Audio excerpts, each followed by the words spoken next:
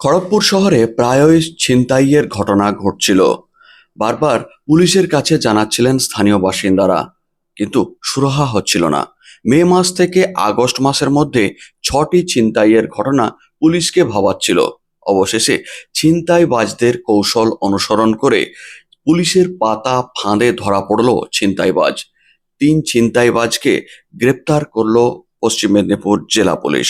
Police super Papiya Sultana সাংবাদিক সম্মেলন করে জানান, এই ছিনতাইবাজরা যে কোনো জিনিস ছিনতাই করার পরেই তা গলিয়ে ফেলছিল এবং তারপরে গহনার দোকানে বিক্রি করে দেওয়া হচ্ছিল। অবশেষে নির্দিষ্ট সূত্রে তাদের ফলো করে গ্রেপ্তার করা হয়েছে, যার মধ্যে সেই গলিয়ে ফেলা সোনার গহনা, গহনা দোকান থেকে কিছুটা উদ্ধার হয়েছে। বাকি এই ধৃতদের কাছ থেকে, তাদের বাড়ি থেকে উদ্ধার হয়েছে বেশ কিছু গহনা। তাতে খানিকটা স্বস্তি খড়গপুর এলাকাতে।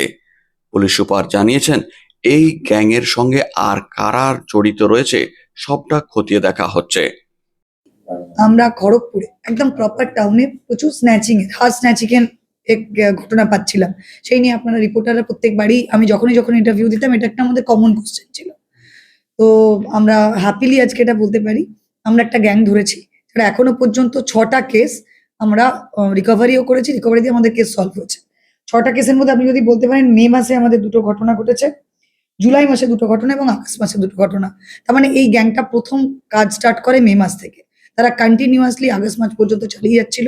একদম খড়গপুরের প্রপার টাউনের বিভিন্ন জায়গা থেকে, মেনলি ধরুন বিভিন্ন জায়গায় শীর্ষা স্টেডিয়াম আছে, অতুলমণি স্কুলের কাছে, সঙ্গশ্রী ক্লাবের কাছে, নিউ ট্রাফিক এরিয়া, সাইবাবা মন্দির, 3 নম্বর কালী মন্দির, নিয়ার রেপ লাইন, এই 6টা কেসের ক্ষেত্রে 6টাই প্রমিনেন্ট জায়গা, খড়গপুরের মতো জায়গায় এরা চেন স্ন্যাচিং করছিল। তো আজকে আমরা একটা গ্যাং ধরি, যার মধ্যে 3জন মেম্বার আছে। 3জন মেম্বারের মধ্যে সুরজ কাহার আছে।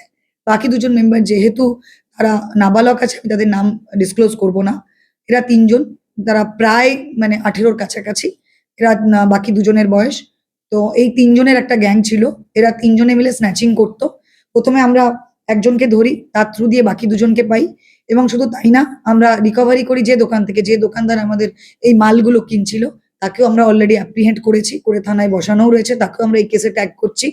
শুধু সবার কাছে এই মেসেজ যে maybe it will take some time, কিন্তু কোনো অপরাধী সাধারণ মানুষের কোনো ক্ষতি করে বেঁচে থাকতে পারবে না। শুধু তাই না, তাদের যারা কো অ্যাকিউজড হবে, তাদেরকে যারা হেল্প করবে এবং তার যারা এই ক্রাইমে তাদের পাশে থাকবে, তাদের সবাইকে কিন্তু আমরা ন্যাপ করব। এটা ছিল আজকে আমাদের মেন। আপনারা দেখতে পাচ্ছেন 6টা স্ন্যাচিং, এই সবগুলোই আমরা যে সোনার দোকান থেকে পেয়েছি তা না, আমরা 2টো সোনার দোকান থেকে পেয়েছি আর 4টে অ্যাকিউজডের বাড়ি থেকে পেয়েছি। ওরা যেটা করছিল, নিয়ে যাওয়ার সঙ্গে সঙ্গে গলিয়ে ফেলছিল যাতে আমরা ধরতে না পারি। তো সেক্ষেত্রে মাত্র 2টোই আমরা সরাসরি দোকান থেকে পাততে পেরেছি এবং বাকিগুলোর বাড়ি থেকে আমরা উদ্ধার করি। আরো একটা কেস আজকে হয়েছে, আপনারা জানেন, বেলদার কাছে আমাদের যে রানীসরাই যে স্টেডিয়াম আছে, সেই স্টেশন আছে, সেই স্টেশনের কাছে এনএইচ থেকে প্রায় 30-40 ফুট দূরে একটা আমরা ডেড বডি পাই, যেটা ড্র্যাগ করে আনা হয়েছিল এনএইচ থেকে। প্রথমে আমরা ওটার করতে পারিনি, আইডেন্টিটি পাইনি। যার মাথাতে হেড ইঞ্জুরি ছিল, ল্যাসারেশন ছিল, একটা কানও কাটা ছিল। কিন্তু একদিনের মধ্যে, এটা আজকে সকালের ঘটনা, এবং উইদিন ফিউ আওয়ার্স আমরা শুধুমাত্র ভদ্রলোকের আইডেন্টিটি, মানে ডিজিজের আইডেন্টিটি যে আইডেন্টিফাই হয়েছে তা না, তিনি কোথাকার বাসিন্দা, কারা তাকে করেছে, কোথায় মেন পিও একটা জায়গা আছে যেখানে দাঁতন আর বেলদার একেবারে আঁচবার বলে একটা গ্রাম আছে, দাঁতল আর বেলদার একেবারে বর্ডার, সেইখানে একটা বাড়িতে প্রথমে এনাকে একটা বচসা হয় অ্যাকিউজডের সঙ্গে ডিজিজডের। তখন একটা কুড়ুলের একদম পেছনের বাঁট দিয়ে তার মাথায় মারা হয়, ল্যাসারেশন আর হেড ইঞ্জুরি সেখান থেকেই হয়। তারপরে সেখান থেকে 2জন মিলে তাকে তুলে নিয়ে আসে একটা গাড়ি করে, এখানে এসে ফেলে দিয়ে যায়, এনএইচ থেকে কিছুটা দূরে গিয়ে ডেড বডি ফেলে। তো আমরা শুধুমাত্র যে ডিজিটাল আইডেন্টিটি বের করেছি তা না, আমরা পিও এবং যে যেটা দিয়ে মারা হয়েছে সেইটাও আমরা পেয়ে গেছি, কুড়ুলটা। সঙ্গে পিও থেকেও আমরা রক্ত পেয়েছি, যেখানে ফার্স্ট পিও যেখানে মারা হয়েছিল। অ্যাকিউজড একজনকে অ্যারেস্টও করা হয়ে গেছে, আর একজনকে আমরা খুঁজছি। এই 2টো কেসের জন্য আজকে দেখা হচ্ছে। এখন তো চলছে, সবে অ্যারেস্ট হয়েছে, সবই কাছাকাছি বাড়ি আছে। যেহেতু এটা 3জনের নয়, মেবি গ্যাং আছে, আমরা খুব বেশি আর আইডেন্টিটি ডিসক্লোজ করছি না। সেটা দরকার নেই, লোক আমাদের ডিস্ট্রিক্টে এখনো পর্যন্ত যেটুকুনি জানা গেছে যে যে যে অ্যাকিউজ রয়েছে আর যে যিনি ডিজিজ আছেন ইনিও সম্ভবত যে আগে কখনো না কখনো জেল কেটেছেন, তখন দুজনের মধ্যে ছিল, কেউ কাউকে বাঁচিয়েছে, এখন ফিরে এসে কিছু একটা নিয়ে বিবাদ হয়েছিল, যতক্ষণ না আমরা বাড়ির লোক কিছু বলতে পারিনি। একজনকে তো ধরা হয়েছে, সেও ওই সময় হয়তো স্পটে ছিল না, বিভাগটা জানে না। বাট যখন আমরা মেন অ্যাকিউজকে ধরতে পারবো আমরা করবো, খুব বেশি হলে আমরা অ্যাকিউজকে পাবো না। তো বেটার কি এখন আমরা বলতে পারি যে পিওটা আইডেন্টিফাই হয়ে গেছে, ভদ্রলোকের আইডেন্টিটি আমরা পেয়ে গেছি, উইপেনটাও পাওয়া গেছে। তো এটা আমাদের জন্য একটা বড় সাকসেস, উইদিন ফিউ আওয়ার্স এটা হয়েছে। আর তার জন্য আমি একদম আমার বেলদা থানার টিমকে আমি করবো। আর আমাদের এই টিমটা, আমার আইসি খড়গপুর আছেন, এসডিপিও সাহেব আছেন, সঙ্গে আমাদের যে পিসি টিম আছেন সুজিত ঘোষ এবং কৃষ্ণপদ কিশোর, এই পুরো টিমটাই কিন্তু এই এটা করেছে। এবং শুধু তাই না, অ্যাডিশনাল এসপি খড়গপুরের নেতৃত্বে দুটো কাজই, বেলদা এবং এটা, খুব তাড়াতাড়ি আমরা ক্রাইম সলভ করছি। এটা বলতে পারি আজ আ টিম আমরা কাজ করব, এবং আপনাদের সবার সিকিউরিটি এন্ড সেফটি আমাদের একদম প্রায়োরিটি, এটা সবসময় আমাদের মাথায় থাকবে। ম্যাডাম একটা প্রশ্ন ম্যাডাম, যেটা হচ্ছে যে খড়গপুরে যেটা বারন্ত উঠে বারবার উঠছিল যে নেশার একটা, কিন্তু এখন দেখা যাচ্ছে খড়গপুরে মানুষ নেশা তো দূরে, নেশা মুক্ত মানুষ আর নেশা করছে না, 90% নেশা মুক্ত হয়েছে খড়গপুর, কি মনে করছেন? এটা অবশ্যই পুলিশ টিমের একটা বড় সাকসেস। নতুন আমার যে টিমটা এসছে এখানে, পুরোটাই আমাদের খড়গপুরের নতুন টিম, নতুন পিসি পার্টি।